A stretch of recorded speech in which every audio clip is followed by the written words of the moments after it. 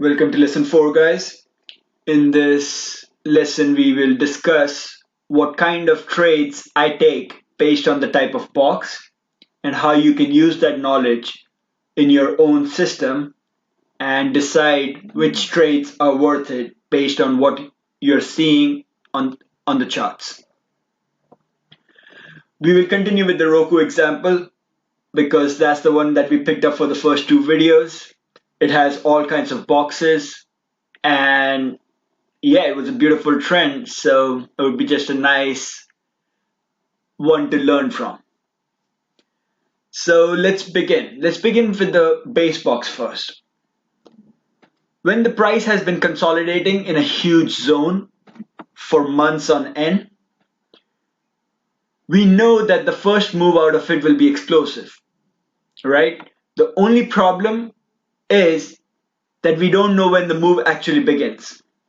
There are times when the price moves out for a little bit, and then comes right back. This you can see in Square recently. You can probably also see in the Amazon base box that's developing right now, in the Shopify base box that broke out a few months back. The price goes out of these boxes and then within a day or two, sometimes even right away, comes back because it's not ready to trend yet. Most of the times, what's happening is the institutions push the price back in the box because they're not done accumulating.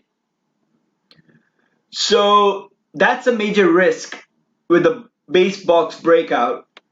And that's why when the price is breaking out of this base box, I don't like to take naked options on it. It's just not worth it. Because the price can come right back or it can chop around a bit before the break really happens. It's just not a quick, fast move which will make it worth it for naked calls and puts and be able to fight the premium burn.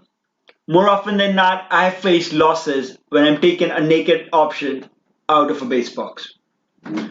So in this case, for example, when the price breaks above 170, above the base box boundaries, what I would probably do is take equities, take direct stocks, and another thing you can do is buy a bull put spread, right? Try and keep your strikes below the first zone because that's our stop. The price can still trend above this first zone. It can come back a bit and then still trend, right? The trend structure is not broken because a higher low can still be created. So if you put on a bull put spread, you will want to keep the strikes below the first zone. So those are the two possible trades I would take on a base box breakout. Now, the next thing I'll try to look for once the breakout has happened is sometimes the price will get out of the base box, and if it rises up really fast, it will move sideways for a bit. It will move sideways and consolidate and wait for the 9MA to catch up. This will lead to a 9MA box. An example is right here, between 270 and 280. You see price moved out of this 50MA box quick, moved sideways for a bit, and created a 9MA box. Well, from these 9MA boxes, you should be able to pick up naked options, right? From a 9MA box, pick up naked option for the nearest expiration, maybe at the money or one out the money, and it can be a quick trade. Maybe hold it 1 day maximum, right? Hold it for a few hours, take the quick trade, you will see 150% gain, get out. That's the goal of this. You're not there to wait, you're not there for the trend to continue, none of that. It's quick profits. So out of 9MA boxes, such as here, another consolidation right here, you should be looking at short term, very short term, the nearest expiration, long calls or short puts like naked options. That's it. You can also take a small bull put spread if you want. That also works. But again, you have to think about quick exits, and the profits are not as much as you can make from the naked option in that case. In this case, I'm discussing all about bull put spreads and naked calls just because the breakout was higher. If the breakout is lower, just do the exact opposite of what we will do when the price is going higher. That's it, right? If the base box breakout, if the price goes higher, you will go long. If it goes below, you will go short. Same for the options. All right, so now that we have discussed the base box and we have discussed the 9 MA box, let's see how I will trade a 50 MA box. The first 50 MA box after the box breakout is a bit different from the second one, right? The first 50 MA box after the box breakout, which is a 9 MA box in the weekly, has a very high chance of continuation, a very high chance. And the move also happens rather quickly.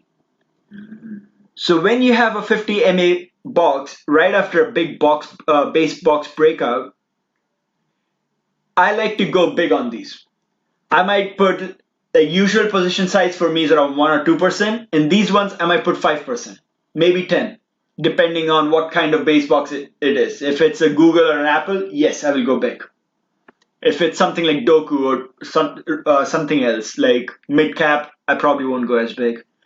But I still like to swing for the fences when it's 50 MA, first 50 MA box right after the box breakout. And I will put 2 or 3 different types of positions. So if it's a first 50 MA box, yes, I will put some size on the equity, like directly buy in stocks. The second type of position I would take, for example, in this case, above 240, is I would buy long calls. I would long calls, maybe 1 or 2 weeks out, or at the money or one out the money strike rate. You see this quick move out? That's kind of what you can expect before a consolidation for 9 MA to catch up. This quick 2 or 3 day move out is how long I'm planning to hold the option. Right? I'm not planning to hold it for the whole expiration period. I'm planning to hold it for 2 or 3 days. It's still more than a 9 MA box where you only want to hold it for a few hours, 1 or 2 hours, maybe a day at max. This one you can hold it slightly longer. So that's the second position I would put on a 50 MA box like that. The third position I would put is a bull put spread. If the box is small enough, I would put it right below the box boundary. Lower box boundary. If it's a bigger box, maybe I would put it somewhere in the middle of the box, still below the first zone, but in the middle of the box in order to get a bigger premium. So that depends on the structure of the box, and that is more of a nuanced question. It depends on the situation. But these are the 3 kind of position I would put on the first 50 MA box out of a base box.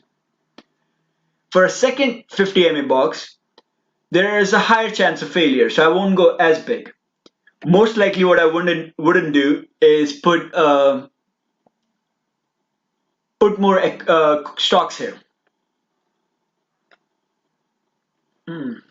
Let me think what I can risk. I might put stocks here. I probably wouldn't do naked options here because there's a high chance of failure, right? If there's a high chance of failure, maybe the price comes back, chops a bit more. Maybe the price comes back and just goes down right away. In either of those cases, the highest loss possibility will be from naked options, right? Like the highest amount of premium burn. So we don't want to get involved in that. From a second 50 MA box or like a third 50 MA box, I would probably only put bull put spreads and just more equity. Again, your stops will be the first zone inside the box structure. That's non-negotiable. Where you want to take profits, that depends on you. As I said, the naked options, if I'm going long calls, I will just try to take profits right at the end of the first higher high, like around the first higher high. I'm not waiting for the rest of the trend structure to form, right? I will be patient with the equity and with the spreads because those are still gaining while the price consolidates. But the premium burn on long calls while the price moves sideways or pulls back to the 9 MA is just never worth it. So with that, my exit is probably the first higher high. I don't use this indicator too often, but I have found it's usually very good to figure out the figure out the first and the second higher high, right? So you can use it to take profits. It's the Keltner channel with a 2 ATR. A Keltner channel with a 2 ATR, you can use that for estimating where your first higher high will be and taking profits out of long options or short options, like naked options in general. That's how I like to trade all the three different types of boxes. As you can see, most of my trades are happening on the daily. That's my time frame. I might go down to 4 hourly to understand the little nuances. Maybe check out on the weekly to understand what the bigger picture is. But daily is where I'm making my trading decisions.